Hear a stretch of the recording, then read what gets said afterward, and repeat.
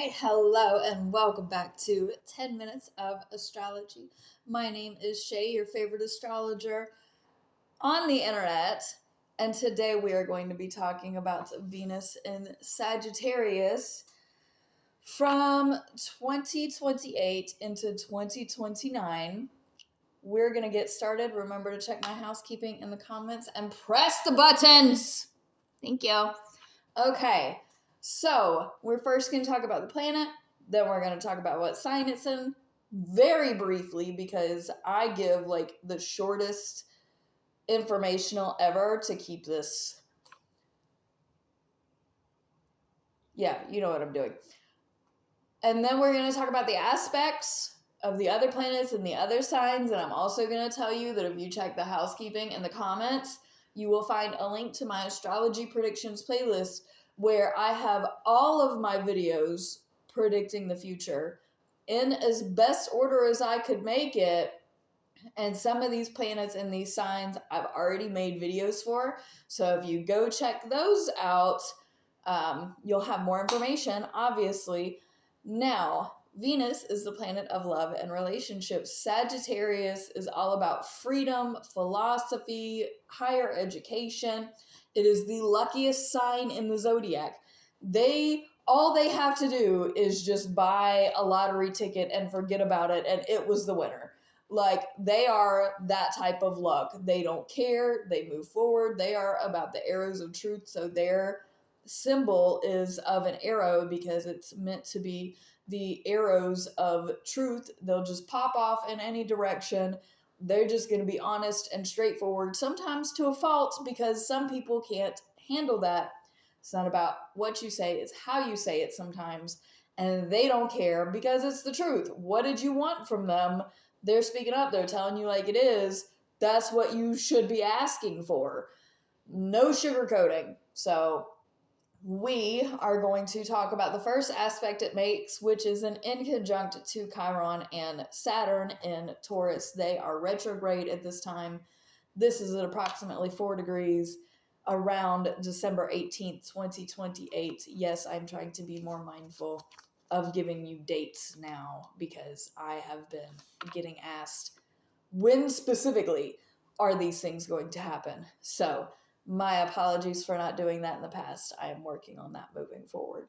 The inconjunct here, which is an irritating aspect. Now, it's a smaller aspect, so it's not as impactful, and it does go much faster than some other alignments, but it is irritating and inconvenient.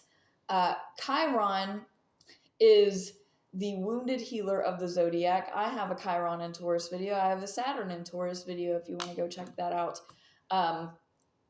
But Venus being this love of freedom, the love of knowledge, that's how they relate.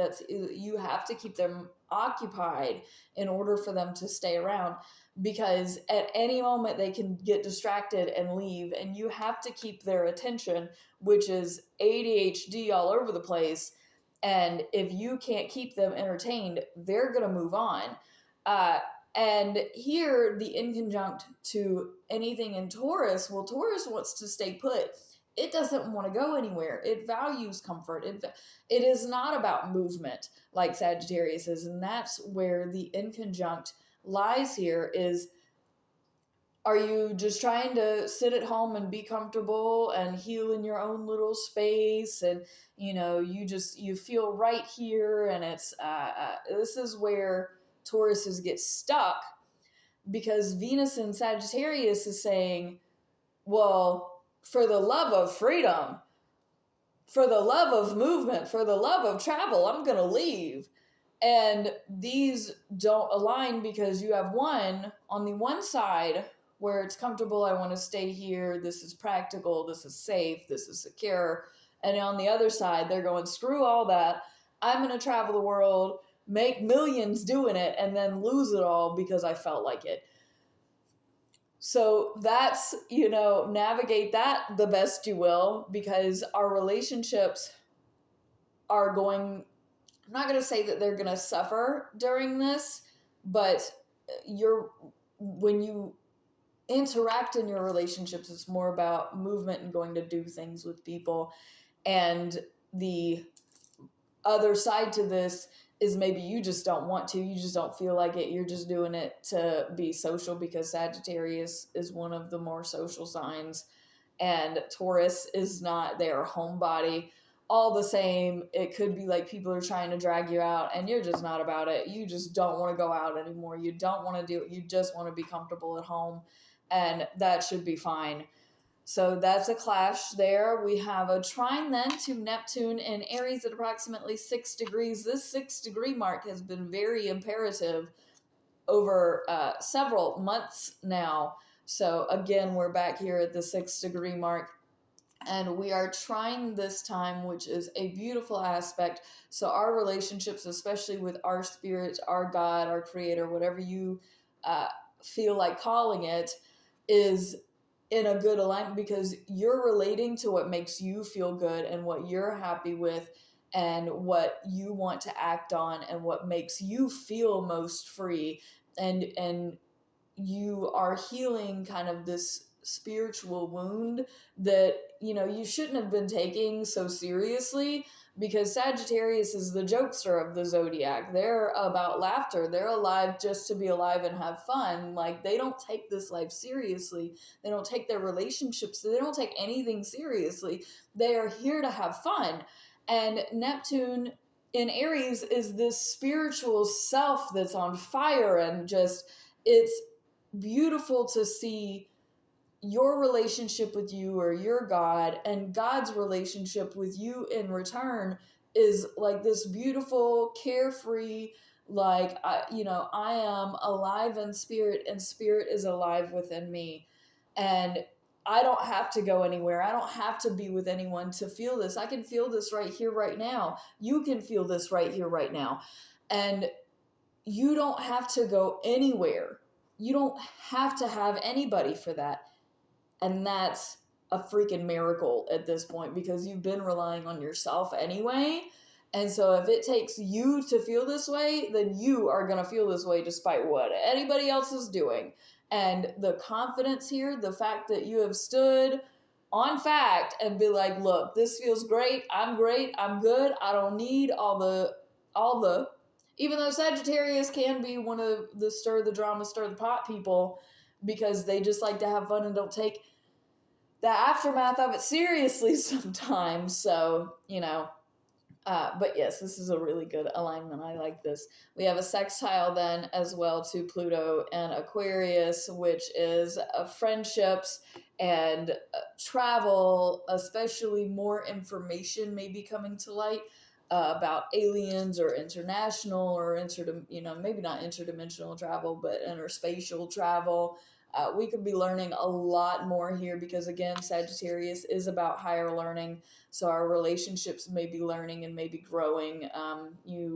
If you are still in a relationship here, you may want to go take a class together, or go, just make pottery, or like go do something creative and engaging and mentally entertaining together. And your friendships as well here, this is when you and your friends can brainstorm and have fun and go out and move, and it not be that big of a deal. Like, you are just having a blast.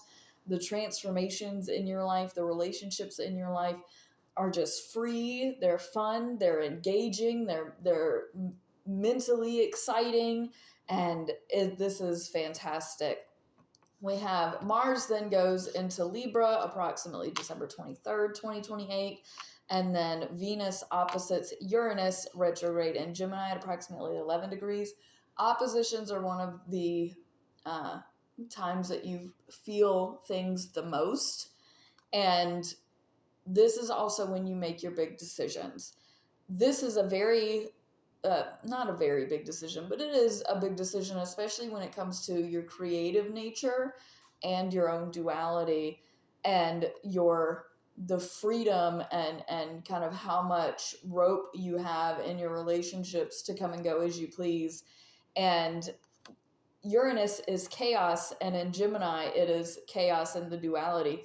So it could be that you're brainstorming this new business idea, but I will tell you, I do not recommend starting a new business here. Number one, Uranus is retrograde. Retrograde is not the time to start new things. Okay, so that's number one. Number two, you're going to think that this is a great idea.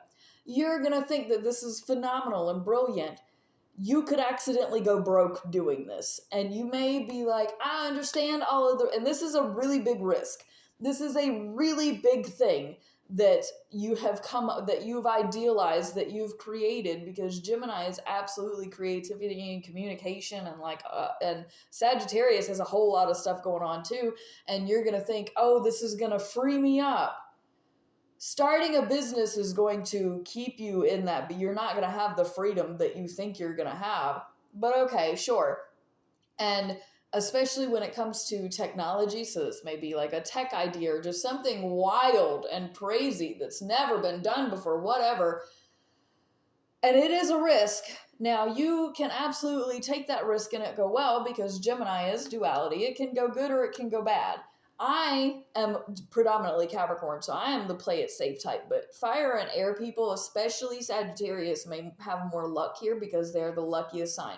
So they may luck themselves into this big creative idea and just spin off with it, and boom, they've just got it figured out.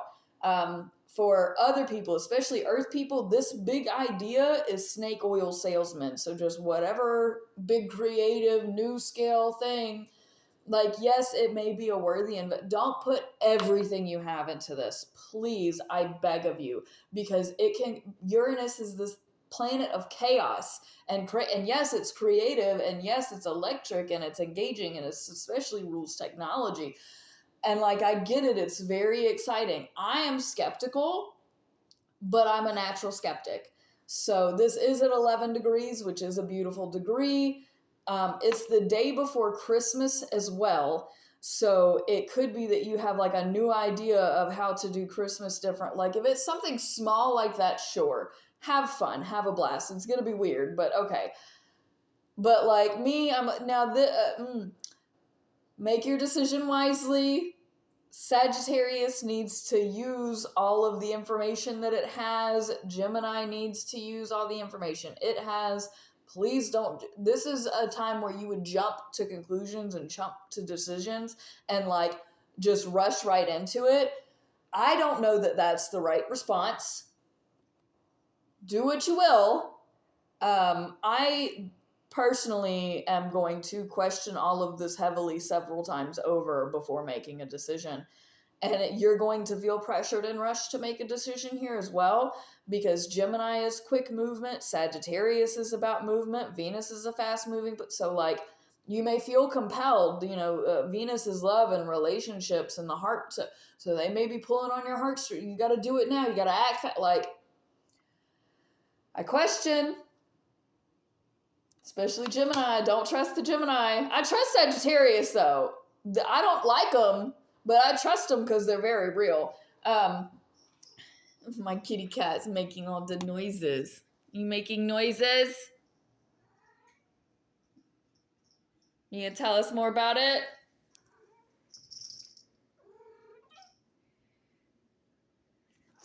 Anyhow. Sorry, had to have a kitty. Kitty time.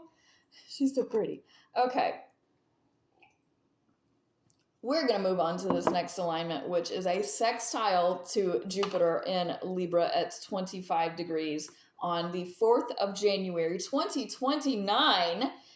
And this is very good for the bigger balances of your life and, your relationships. Or you've probably done some traveling at this point, possibly international traveling. And